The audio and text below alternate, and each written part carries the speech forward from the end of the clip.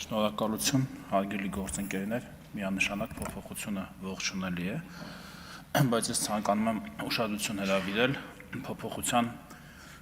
փիլիսոփայությանը առնչվող մի ասպեկտի վրա, որը իր արմատներով գնում է դեպի մեր կուսակցության հիմնարար սկզբունքներից մեկը, դեպի այն է ոչ թե քչերից շատ, այլ շատերից քիչ, այսինքն ընդհանուր գործի համար մենք ոչ թե պետք է քիչ թվով մարդկանցից պահանջենք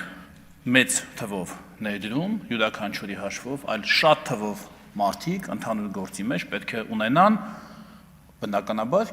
ավելի փոքր ներդրում, որովհետև մարդկանց թիվը ավելի մեծ է։ Սա վերաբերում է եւ օրինակ եկամտահարկի նվազեցմանը, ես ուզում հիշեցնել, որ եկամտահարկի համահարթեցման ժամանակ էլ ես աղմուկը կար, թե բա այդ բանը երաստիճան համակարգը հանում եք, հարուստներին բանից, թե ոնց է աշխատավարձով ապրող մարդը հարուստ, նույնիսկ եթե 1 միլիոն դրամ աշխատավարձ ստանա, ես չգիտեմ ոնց է դա հարուստ համարվում,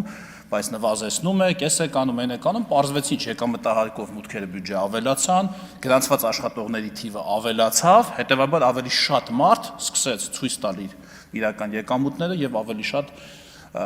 եկամտահարկ գեներացնել։ Նույնը վերաբերում է սրան, պարզ բան է, որ հասկանում ենք, որ զինվորական ծառայությունը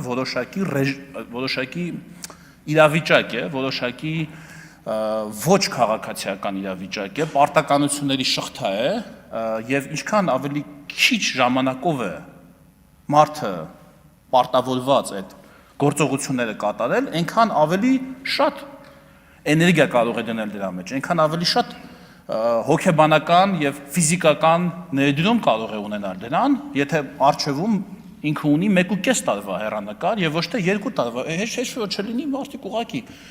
ոչ զինվորական մարդիկ ուղակի Պարոն Եղոյան, ավարտեք։ Նախադասությունը թե ելույթը։ Նախադասությունը եւ ելույթը։ Միանշանակ ճիշտ որոշում է, նաև կողմ եմ, որ վերջին նախադասությունն է, այլ տեսակի խրախուսանքներ լինեն, մենք պետք է ոչ թե փորձենք մարդկանց համար դժվարություններ ստեղծել, այլ ընդհակառակը մարդկանց պատրաստել